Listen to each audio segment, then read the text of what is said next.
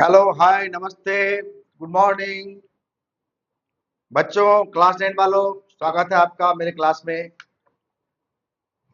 Last दिन मैंने exercise 2.2 को खत्म कर दिया और आज हमको शुरू करना है एक्सरसाइज 2.3। क्या 2.3 शुरू करेंगे आज और उसका हिसाब किताब चुकता कर देंगे।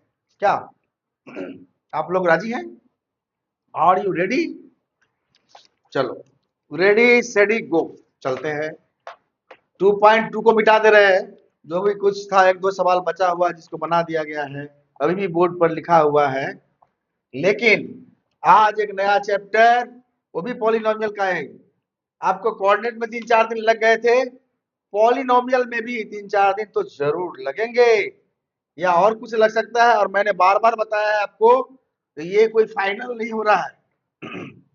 ये तो हम लोग जो कर रहे हैं, हो सकता है साल भर में 3 बार, 4 बार, 5 बार भी कोर्स को खत्म करें हम। प्रैक्टिस होते जाएगा, जो छूटेगा। इसका मतलब ये नहीं कि हम एक्सप्रेस की तरफ बढ़ते ही जाएंगे, ठीक है ना। तो 2.3 को शुरू करते हैं। मैं बार बार बोलता हूं कि जो मैथ का लैंग्वेज है उस पर थोड़ा सा ध्यान दीजिएगा। मैथ का जो लैंग्वेज है उस पर थोड़ा सा ध्यान दीजिएगा, क्योंकि लैंग्वेज ही सब कुछ है। थोड़ा सा भी कहीं से मिस करेंगे समझने में, जिसको हिंदी में इंग्लिश में थोड़ा प्रॉब्लम है, तो अपने भाषा में ही क्वेश्चन को समझिएगा। आता तो है 9 में हमें। देखिए, तो ये एक्सरसाइज तो लिखा हुआ है पहले से, लेकिन लिखा हुआ था 2.2, इसको मैंने कर दिया 2.3। और मैं तो हूँ यहाँ, बार बार लिखने का जरूरत नहीं है, एक बार फिर से लिख देता हूँ। यदि आप लोग भूल गए होंगे, मेरा नाम मनोज झा, MK झा, ठीक है। अब इसमें आगे बढ़ते हैं। पहला सवाल को लेते हैं। लंबा चौड़ा सा दिखता है, लेकिन शायद लंबा चौड़ा दिखता होगा, लेकिन आपका 2-3 लाइन में ही बन जाएगा। ए स्टूडेंट है, चूंकि ये पोलिनोमियल है तो उसको उसी में पोलिनोमियल के भाषा में लिखना है। A student has 500 in her saving banks account. She gets 150 every month as pocket money. How much money will she have at the end of every month from the second month onward? दूसरे महीने और उसके बाद से, second month और उसके बाद से। बार बार मैं ऐसे आपके तरफ देख रहा हूँ और बता रहा हूँ, इसका मतलब क्या। इसका मतलब जो मैं बोल रहा हूँ, जो पढ़ रहा हूँ, वहां आपको भी समझना है, आपको भी रुकना है, आपके ब्रेन में वहां फोकस करना है, क्योंकि लिखा हुआ है at the end of every month from the second month onward। दूसरे मंथ और उसके बाद। Find a linear expression. अब आपको एक्सप्रेशन लिखना है, बनाना कुछ नहीं है। To represent the amount she will have in the nth month. n महीनों के बाद nth मंथ, जैसा कि आप लोग मान लो n बराबर 15 महीना है, तो 15 महीना के बाद इसके पास क्या होगा अमाउंट, इसके लिए एक्सप्रेशन क्या होगा। तो देखो, money in the estate saving account amount कितना है। मनी एट हर अकाउंट कितना है, बोलो। 500 है ना। क्वेश्चन में क्या बोल रहा है, एस्टेट है 500 इन सेविंग अकाउंट, वो तो ऑलवेज है, वो तो रहेगा ही। RS 500, खाली 500 लिखने से भी होगा, जब अमाउंट है तो रुपया में ही होगा ना यहाँ पर इंडिया में। तो मनी एट हर अकाउंट, यहाँ पर उसका नाम नहीं लिखे, लड़की का नाम है कुछ, शायद नहीं, नाम नहीं है, ये स्टूडेंट है, चलो। लेकिन हरी ऐसी लिखा हुआ है, इसलिए हर अकाउंट 800 रुपया, 500 रुपया पहले से ही है, और प्रत्येक महीना उसको एवरी मंथ पॉकेट मनी कितना मिलता है। Every month pocket money she gets is 150। RS लिख सकते हो, नहीं भी लिख सकते हो, लिखो, यूनिट सब समय रहना चाहिए। अब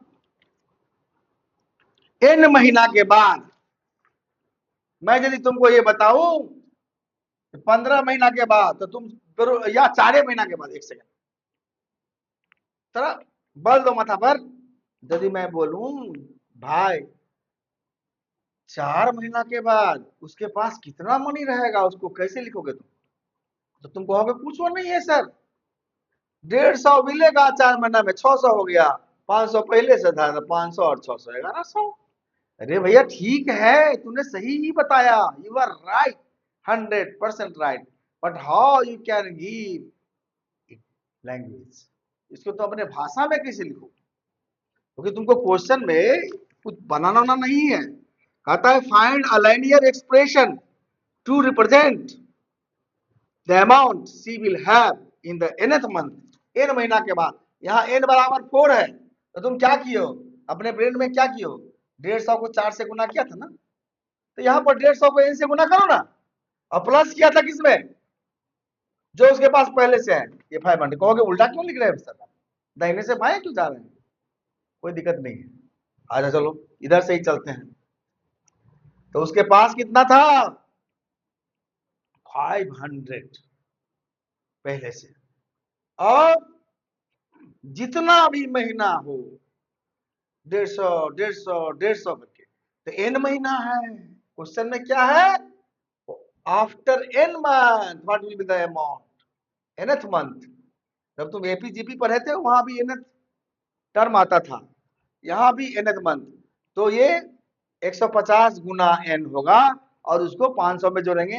यही expression will represent your polynomial, polynomial हो गया, यही तुम्हारा एक्सप्रेशन है इस तरह का। यही जो n है, यही यहां पर x के रूप में है, जो महीना, नंबर ऑफ महीना। कभी कभी तुमने देखा, जब हम लोगों ने अगले अगले सवाल बना, आप वो पीछे में ले जाएंगे तो फिर आप दूसरा सवाल बनाएंगे, नहीं तो लेडी हो जाएगा। चलो, हमारा आदत है पीछे को घूर घूर के देखने का, ये ठीक नहीं। चलो, इसको समझा कि नहीं, समझ गया, आशा करते हैं बन गया। और यही तुम्हारा एक्सप्रेशन है 500 प्लस 150n, ये एक्सप्रेशन रिप्रेजेंट करता है इस बात को, जो तुम्हारे क्वेश्चन में था, लंबा चौड़ा सा क्वेश्चन, देखने में लंबा चौड़ा सा और समझने में छोटा सा, लेकिन जो नहीं समझा उसके लिए विशाल काय पहाड़ की तरह, लाइक ए माउंटेन। लेकिन हम माउंटेन बनने नहीं देंगे, चैलेंज। यदि तुम मेरे साथ हो तो मैं गणित को पहाड़ नहीं बनने, पूरा कोशिश करूंगा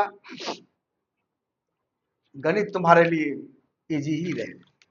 चलो अगला क्वेश्चन पर चलते हैं। A rally starts with 120 members each our.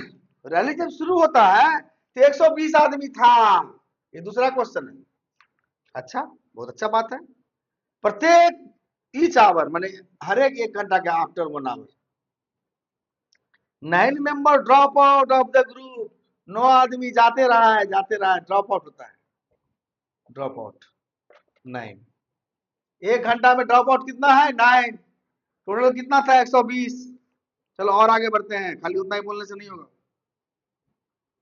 How many members will remain after 1 2 3 1 2 3 dot dot hours. Dot dot का मतलब क्या हुआ, nth तक ले जाओ। Find a linear expression to represent the number of members at the end of the nth hour। यही तो nth लिख दो ना, ये निकालना। तो 120 टोटल था, पहला घंटा में ड्रॉप हुआ 9, पहला घंटा में ड्रॉप हुआ 9, बड़ी बढ़िया बात है। और दूसरा घंटा में 120 में से कितना माइनस हो जाएगा, पहला घंटा में था तो 1 into 9, दूसरा घंटा में 2 into 9, तीसरा घंटा में 120 माइनस 3 into 9। तो एन इस तरह डॉट डॉट एन एस वाला में क्या हो जाएगा, 120 माइनस 3 into 9, यही तो एक्सप्रेशन होगा। 3n 120 माइनस 3n, यही ना होगा। क्या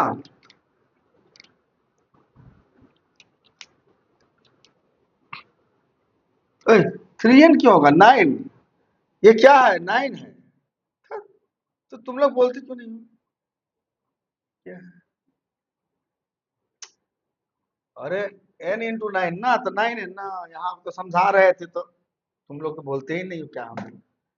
चलो 120 माइनस 3 इंटू 9 तो n इंटू 9 तो कितना हुआ 120 माइनस 9n हुआ 9n हो गया ना। यही एक्सप्रेशन है, यही यही तुम्हारा पॉलिनोमियल। इसी से तुम इस भाषा को इस तरह बोल सकते हो। क्या है, समझ में आया? चलो अब अगला, अगला question. Suppose the length of a rectangle is 13 centimetre. मान लो रेक्टेंगल का लंबाई कितना है, एल इजकल टू 13। तीसरा सवाल, आगे बढ़ते हैं, ध्यान दो, ज्यादा टाइम बर्बाद नहीं करना है। लेंथ ये है रेक्टेंगल, वहां लिखते नहीं, यही बना सकते हैं ABCD, जैसे भी लिखो कहीं से भी शुरू। ये स्क्वायर टाइप का हो गया। चलो लेंथ कितना है 13 centimetre. Find the area if the breadth is 12 centimetre, दूसरा 10 सेंटीमीटर, तीसरा 8 सेंटीमीटर। वाह, अलग अलग कंडीशन है। लेंथ को परमानेंट कर दिया और ब्रेथ को 12, 10 और 8 में दिखाना है। इसके लिए क्या करोगे, ब्रेथ निकालो पहले। क्या करोगे,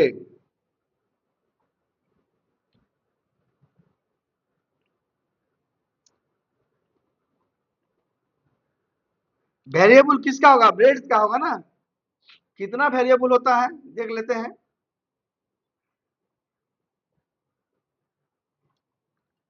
वेरिएबल कितना होता है, फिक्स क्या रहता है। जो फिक्स होगा वो किसका मान होगा, फिक्स मान किसका निकालेंगे। हम्म,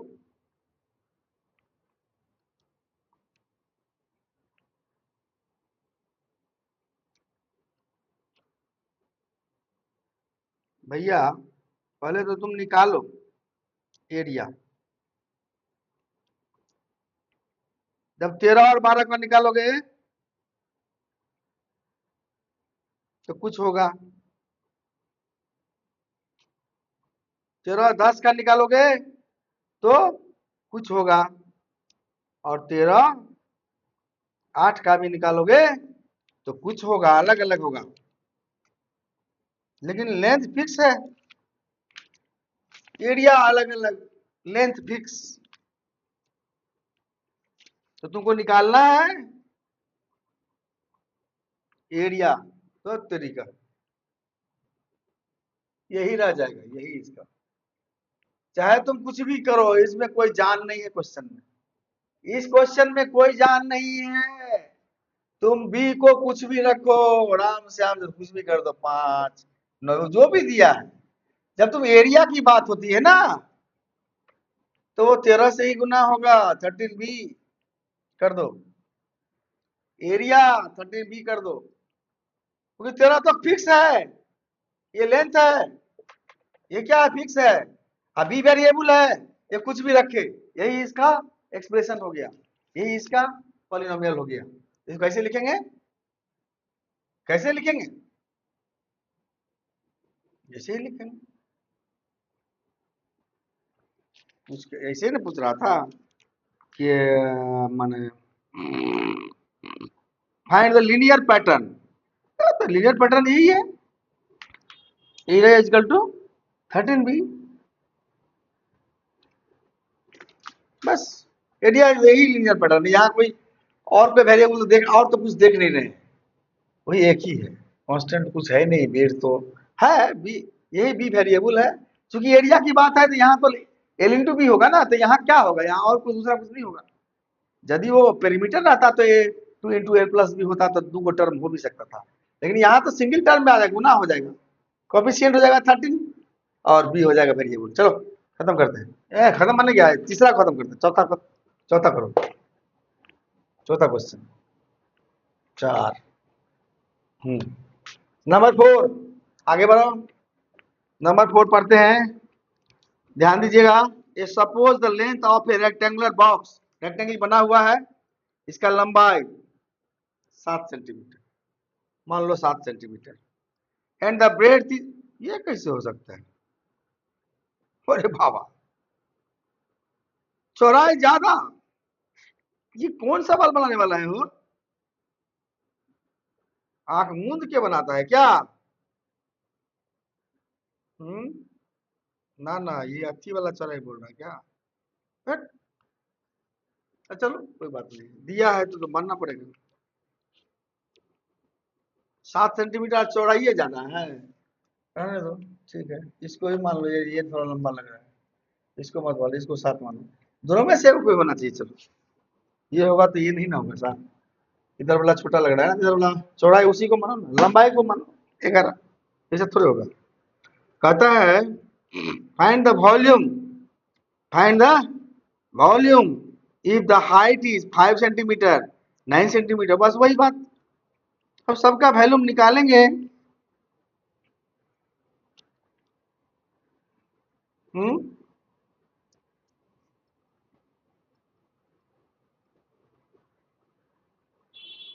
क्या होगा? लंबाई और चौड़ाई को गुना करो, लंबाई चौड़ाई निकालो ना। क्या पैटर्न आ रहा है? वॉल्यूम निकालने के लिए क्या होता है? वॉल्यूम बराबर क्या होता है? L into B into H दिया गया है ना इसमें। तो पहले तो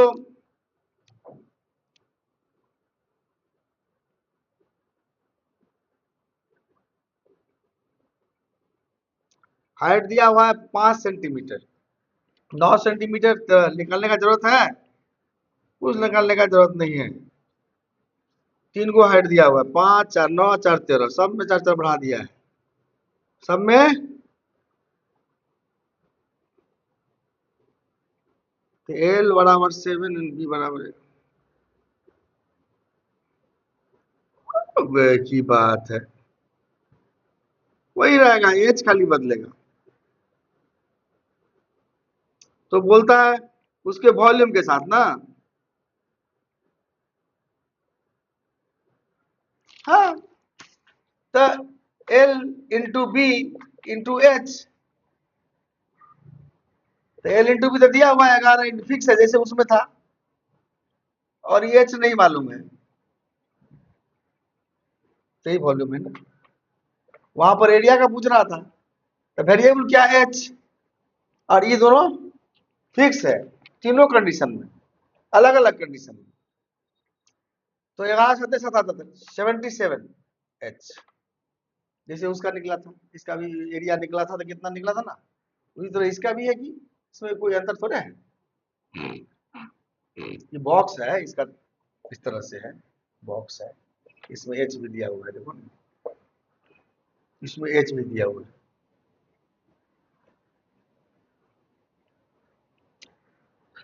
तो यहाँ एल एल भी फिक्स रहेगा, तो दोनों को गुना कर दो, 3 को गुना करने से वॉल्यूम बनता है ना। तो खाली एच ना एच ना वेरिएबल है, 3 को दिया हुआ है। जैसे एरिया वाला में खाली ब्रेड वेरी कर रहा था, इसमें एच कर रहा है, तो उसमें खाली लंबाई को, लंबाई 13 था तो फिर आगे आप बी को 13 भी नहीं लिख दिए थे। उसी प्रकार जब एल और बी एक साथ रखेंगे, एक फिक्स रहेगा एल बी, 1177 रहेगा साथ में, एच जो है उसका एक्सप्रेशन होगा। चलो आगे बढ़ते हैं। 5वां हो सकता है यही लास्ट होगा आज के क्लास का। Sarita reading a book of 500 pages, इसको मिटाओ पहले, मिटाना का काम भी बहुत मैथ में बार बार मिटाना ही पड़ता है यार। अच्छा वो बक्सा को रहने दो, अभी बना दिए अच्छा सा बक्सा है कुछ सामान रखने के लिए। चलो, Sarita is reading a book of 500 page, 5000 page का किताब है। She reads 20 page every day. वाह, how many pages will be left after 15 दिन में कितना पढ़ लेगा? 300 पेज पढ़ लेगा, ये कौन बड़ी बात है? 200 तो कितना बच जाएगा? कितना बच जाएगा? 200 बच जाएगा। तो लीनियर में कैसे लिखोगे?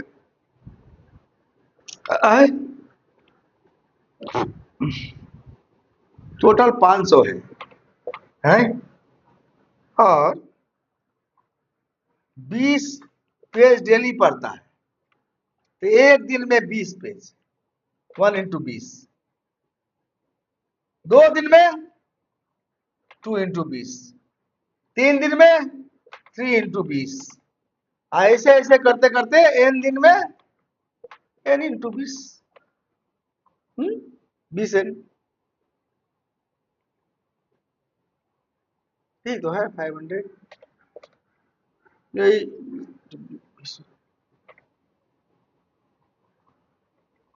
माइनस 20n, n दिन में 500 तो पेज था, जिसमें से n दिन में वो 20 करके पढ़ते जाएगा, इतना माइनस करोगे।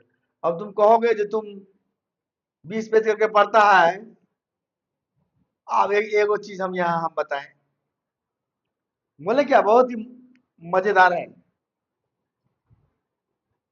500 में क्या गो 20 है? क्या गो 20 है? 100 में 5 गो है, तो 500 में 25 गो।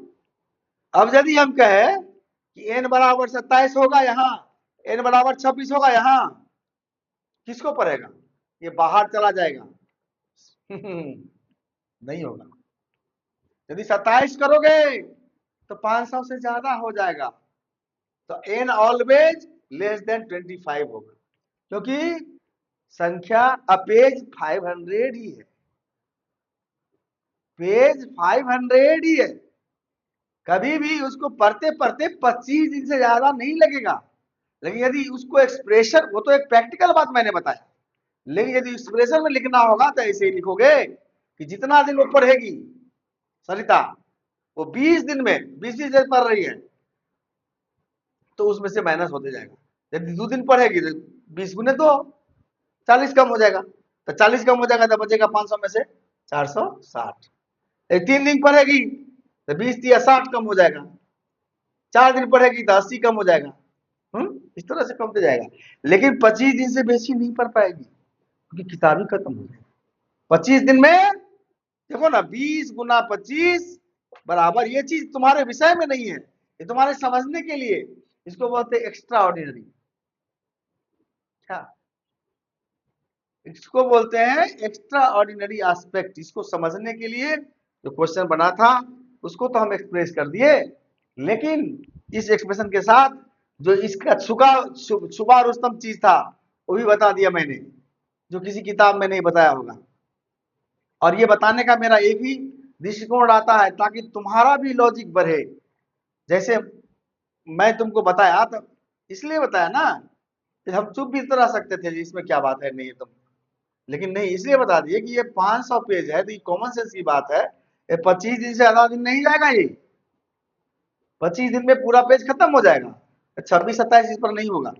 लेकिन तुम चूंकि ये एक जनरल पॉलिनोमियल है, तो इसमें तुम n देके जब समझोगे तो तुमको n देके ही इसको एक्सप्रेस करना होगा।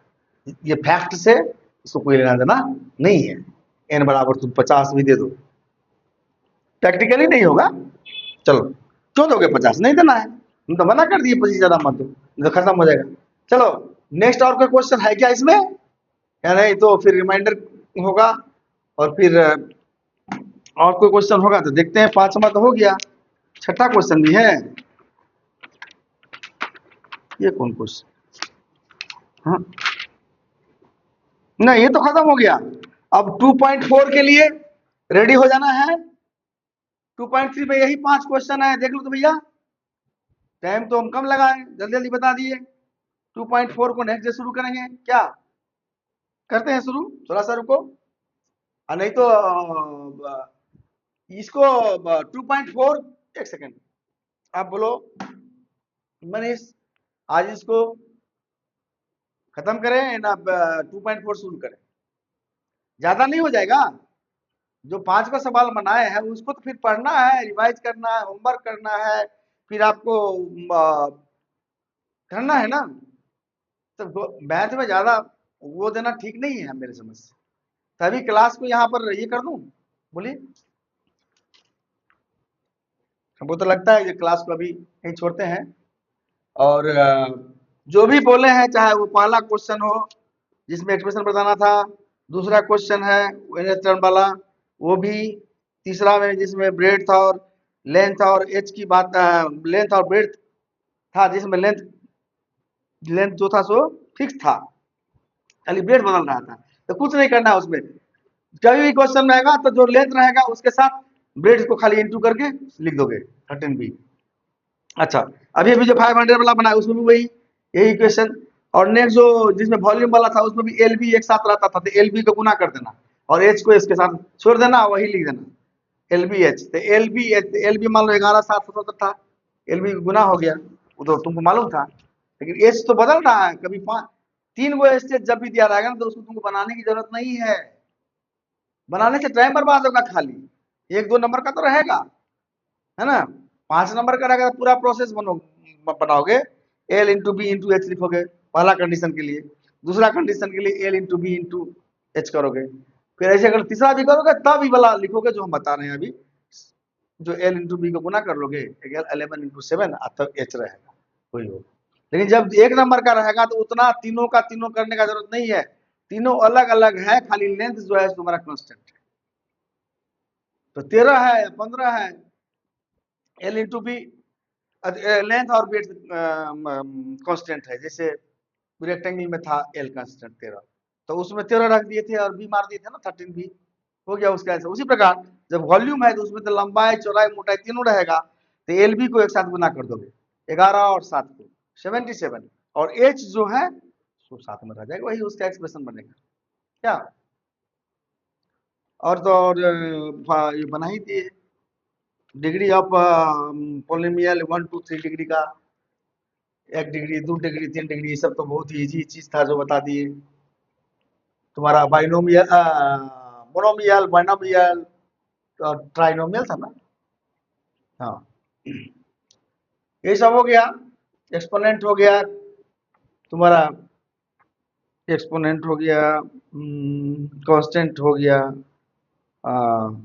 वेरिएबल हो गया, वेरिएबल कांस्टेंट, जो भी था इसका समझने का छोटा सा चीज। और एक चीज जो x टू दी पावर 0 बराबर 1 बोले थे, और वो जो जनरल फॉर्मूला लिखे थे ए एन एक्स एन, इसको याद रखना, फिर से लिखे जाते हैं ए एन माइनस वन, यहाँ एक्स एन माइनस वन, ये ए कांस्टेंट है, ये एक्स वेरिएबल है, पी एक्स बराबर लिखो ना पी एक्स। और इसी तरह डॉट डॉट करते हुए लास्ट में सेकेंड लास्ट टर्म में जाते थे जो समझाए थे। सेकेंड लास्ट टर्म क्या था, क्या हुआ था, ए वन एक्स, क्योंकि ये n बराबर मान लो 15 है, तो 15 में से गया 14 13 12 ऐसे होते, लास्ट में एक 15वां टर्म आएगा, 14वां टर्म आएगा जब लास्ट से पहले वाला, तो ए खाली अकेले बच जाएगा, उसमें कुछ नहीं रहेगा, खाली ओनली ए रहेगा, इसलिए ए वन। और नहीं हो जाएगा, 15 में से पहला टर्म में तो एक घटता है, दूसरा में 2 घटेगा, इस तरह 14वां में 14 घटेगा, तो 15 में से 14, 15 में से 14 घटेगा तो कितना बचेगा, एक बचेगा ना, ए वन और एक्स रहेगा। अब बाद वाला टर्म सबसे लास्ट वाला ओनली ए जीरो रह जाएगा, ये क्यों ऐसा रह जाएगा मैंने बताया था, क्योंकि एक्स वाला पूरा टर्मिनेट हो जाएगा, क्योंकि एक्स टू दी पावर 0 जब हो जाएगा, यहाँ पर ए जीरो है तो एक्स भी पावर 0 हो जाएगा, अब एनीथिंग अपॉन 0 पावर 0 इज 1, जैसे x इक्वल टू 0 बराबर 1 बोल रहे थे, तो जब x टू दी पावर 0 और 1 हो जाएगा तो ये इंटू 1 हो जाएगा ना, इसीलिए जब a1 को x वैनिश नहीं करेगा, मतलब 1 हो जाएगा, तो 1 वैनिश ही हो गया, तो 1 को जब a0 से गुणा करेंगे तो a रह जाएगा, a0 खाली। इसीलिए लास्ट में कोई क्वेश्चन किया था ऐसा, लास्ट में x क्यों नहीं है, तो मैंने बताया x इसलिए नहीं है कि a0 तो ठीक है, लेकिन x के ऊपर में जब 0 देंगे तो वो 1 हो जाएगा, और 1 से जब गुना करेंगे a0 को तो a0 ही रहेगा, इसीलिए ये पूरा टर्म इस तरह रहता है, इसको एकदम याद कर लेना क्या, ठीक है, ठीक है, ठीक है, चलो अब मिटा दे सब, इसको याद रखना। आप कोई चीज मोटा मोटी और जो अभी तो एक दिन में ही सब खत्म नहीं करना है, करो ना, हो गया सब मिटा दे, चलो। ठीक है मनीष, प्रतीक्षा, अभी के लिए इतना ही। मैथ में ज्यादा देने से फिर वो ये हो जाएगा, ठीक है ना। तो ठीक है, नेक्स्ट डे हम लोग मिलते हैं 2.3 के, नहीं 2.3 हो गए, 2.4 के साथ। इसमें कितना क्वेश्चन है? 2.4 में क्वेश्चन है, इसमें वही 5 को है सही, चार है ना, इसमें तो और कम है, लेकिन उसमें 1 2 3 करके है, ठीक है। और उसके बाद 2.5 में आपका पोलिनोमियल शायद खत्म ही हो जाना, नहीं 2.6 भी है। एक सेकंड रुकिए, खत्म कर रहे हैं क्लास, रुकिए। 2.7, हाँ, एंड ऑफ चैप्टर। इसके बाद हम करेंगे, अभी चलेगा यार, पोलिनोमियल है 9 में भी लंबा चौड़ा पोलिनोमियल है कि, देखिए जब भी हो खत्म तो होगा ही। और मेरा ये जल्दीबाजी नहीं कि खत्म करने का, मेरा है कि आप लोग समझें और समझ के आगे बढ़ें, आगे स्ट्रांग हो जाए मैथ में, ठीक है। अभी के लिए बाय।